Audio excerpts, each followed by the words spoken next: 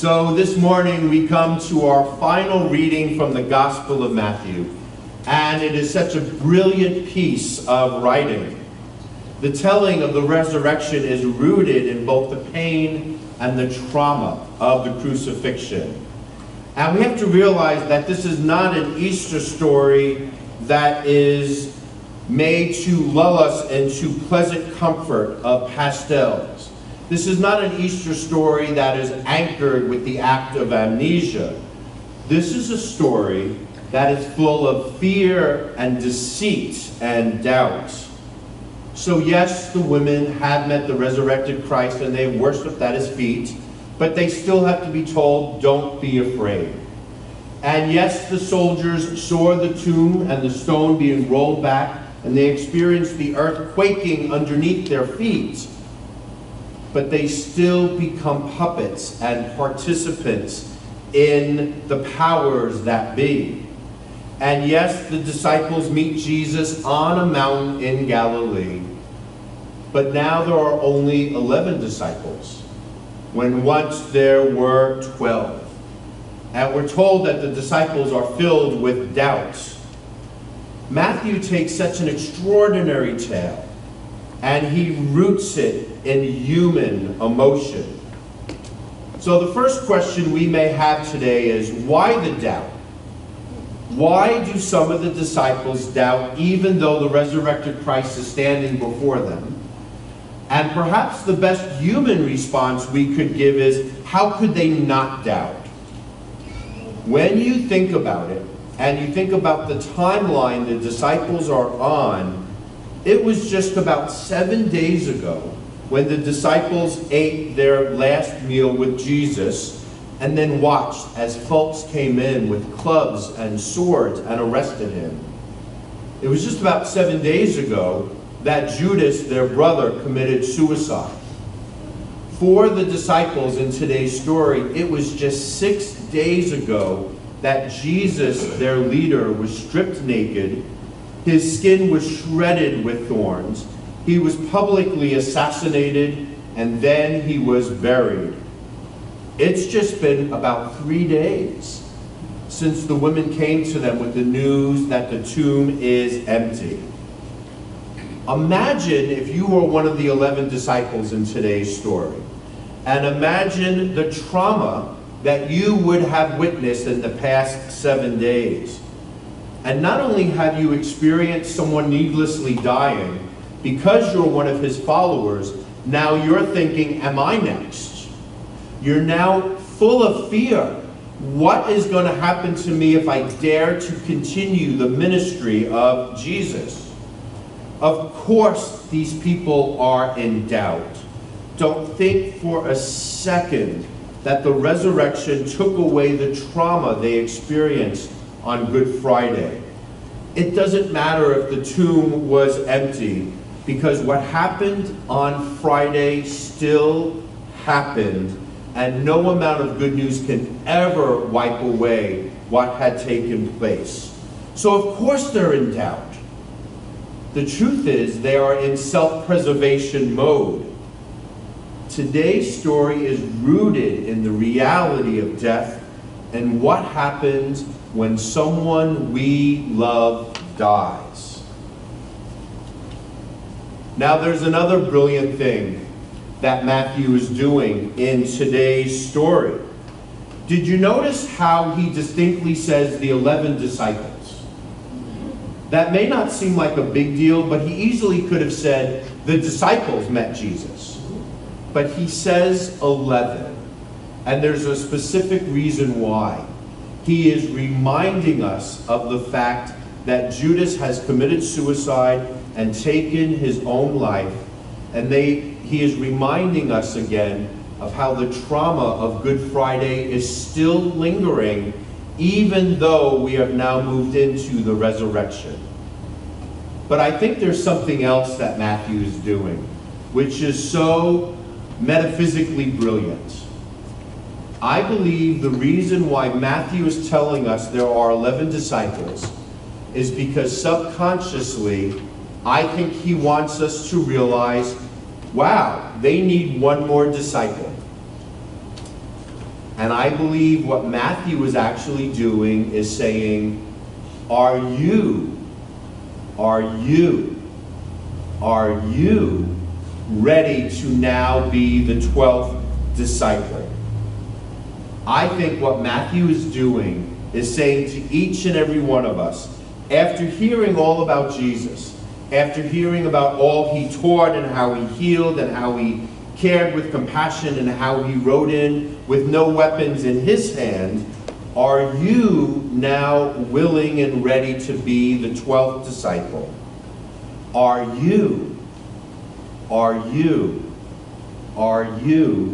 ready to follow the resurrected Christ? And if you are ready, even if you are scared, even if you have doubt, even if you are dealing with your own trauma, even if you are currently dealing with loss, then go to the mountain in Galilee and the resurrected Christ will meet you. And perhaps what is the true brilliance of Matthew 28 is that we are never told what and which mountain to go to meet Jesus. Because here's the amazing thing. In the Gospel of Matthew, there are at least 5 mountains that are mentioned. Which mountain are we supposed to go to meet the resurrected Christ? Well, it could be the mountain of transfiguration. It could be the mountain of feeding. It could be the mountain of prayer. It could be the mountain of learning. It could be the mountain of temptation. Which mountain are you to go if you decide to be a disciple and you would like to follow the resurrected Christ? And what's so cool is that Matthew never says which mountain it is, which means that we get to choose the mountain, or we realize the mountain we are currently on, and then we realize that no matter which mountain we go to, the resurrected Christ will meet us. So now for the next few minutes, we're going to go over those 5 mountains. The first mountain is the one we encounter in Matthew chapter 4, the mountain of temptation. This is where Jesus is all alone and evil tries to tempt him. This mountain of temptation is where evil whispers into Jesus' ear and says, all of this I will give to you if you only worship me. I wonder how many people here today currently know or have known what it's like to be tempted. Do you know what it's like to have evil whisper in your ear? Have you ever been in a place in your life in which you desired the quickest fix and you were willing to perhaps do the most dangerous thing to achieve it? Yes, sir. Well, guess what? The resurrected Christ will meet you on that mountain of temptation. Matthew chapter 5. This is where the sermon is given on the mountain. This is the mountain in which Jesus teaches us to love our neighbor, to pray for our daily bread, and to not worry so much about tomorrow that it sucks all of our energy. This second mountain in Matthew chapter 5 is the mountain in which Jesus looks out upon the people and says, "Blessed are you who mourn, for you will be comforted." This is the mountain where Jesus says, "Blessed are the meek, for they will inherit the earth.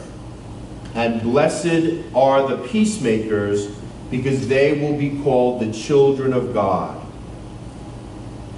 So the question for some people today in our sanctuary is, are you currently mourning the death of someone you love? Or are you trying really hard to do good? Are you struggling with forgiving someone who hurt you? Or are you steeped in worrying about tomorrow? Then this is the mountain in which the resurrected Christ will meet you. The third mountain we encounter is Matthew 14. This is where Jesus goes up the mountain all by himself to be with God. This mountain is the one where John the Baptist has been killed. Jesus has fed thousands of people, and he's just so exhausted. Matthew 14 is the mountain where Jesus goes up alone without anyone else, simply so he could recharge his batteries and replenish his spirit and speak directly to and with God. I wonder who here today is feeling burnt out. I wonder who here today knows what it's like to be so exhausted because you do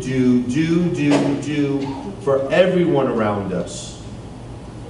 I wonder how many people know what it's like to have your heart so broken that you just want to be left alone and you just want to be with God, talking and asking those really difficult questions. Then this is the mountain in which the resurrected Christ will meet you. The fourth mountain, Matthew 15. This is the mountain in which Jesus feeds the 4,000 with just a few fish and a few loaves of bread. But what's so powerful about Matthew 15 is before Jesus feeds them, the people bring the lame and the blind and the mute and place them before Jesus' feet. And he offers them healing. And then he is so connected to his compassion that he realizes how hungry the people are, and he refuses to send them away. So Jesus invites all of those who are present to sit down, and with just 2 fish and 7 loaves of bread, he makes sure every single person there is not only fed, but they are fed until they feel full. The question for people here today is, how many of you have ever felt hungry or currently feel hungry? It could be a physical hunger, it could be a social, a mental, emotional hunger. How many here today have ever been made to feel as if they are lame or blind or treated as if they're mute because no one wants to listen to what they have to say? Then guess what? This is the mountain in which the resurrected Christ will meet you. And then we have the fifth mountain, Matthew 17. The mountain in which Jesus is transfigured, and if you remember, he turns that dazzling white. This mountain is that mountain in which you experience sheer wonder and splendor and holiness, and you know within every bone of your body that God is present.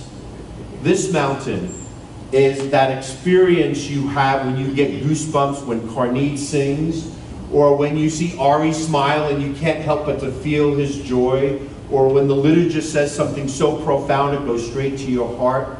This mountain of transfiguration is that place in which you are with your grandbaby, or you're with your spouse, or you're having that wonderful family meal in which everything is perfect, or you're spending time at the beach or in the mountains, and you never want it to end because you know that God and you are like this.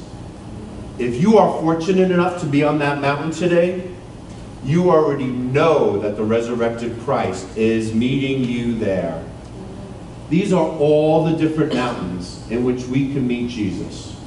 And the truth is, you can be on more than one mountain at one time, and you have the assurance that Jesus is still going to meet you on all of those mountains. But now there's another mountain we would like to lift up. And this is the mountain of resurrection. This is the mountain that each and every one of us are on right now at this very moment. The mountain of resurrection is the place you go in which there has been death, there has been trauma, there has been loss, there has been injustice swirling all around you. And this mountain of the resurrection is the mountain in which we can bring our pain and our confusion and our sorrow, our doubt, our tiredness, our weary bodies. And we can say to the resurrected Christ, "Speak to me, for I am so full of fear and uncertainty." And on the mountain of resurrection, what we encounter is that the resurrected Christ says, "I am. I am with you always, and I am with you always until the end of time." And on this mountain, we discover that it is so. We discover that there are so many, many, many, many mountains, which means that there are so many, many, many places in which we are promised that the resurrected Christ will and does meet us. It is so beautiful. It is so heartwarming. It is so encouraging, because what the end of the Gospel of Matthew is telling us is that no matter if the mountain we are on is a mountain of temptation, if it's a mountain of teaching, if it's a mountain of recharging, if it's a mountain of healing, if it's a mountain of hunger or high holiness, or a mountain of post-trauma, we know that Christ is with us. And we now know, because of the resurrection, we are never, ever, ever alone, no matter how we may feel. And for that, I believe we can say, Amen.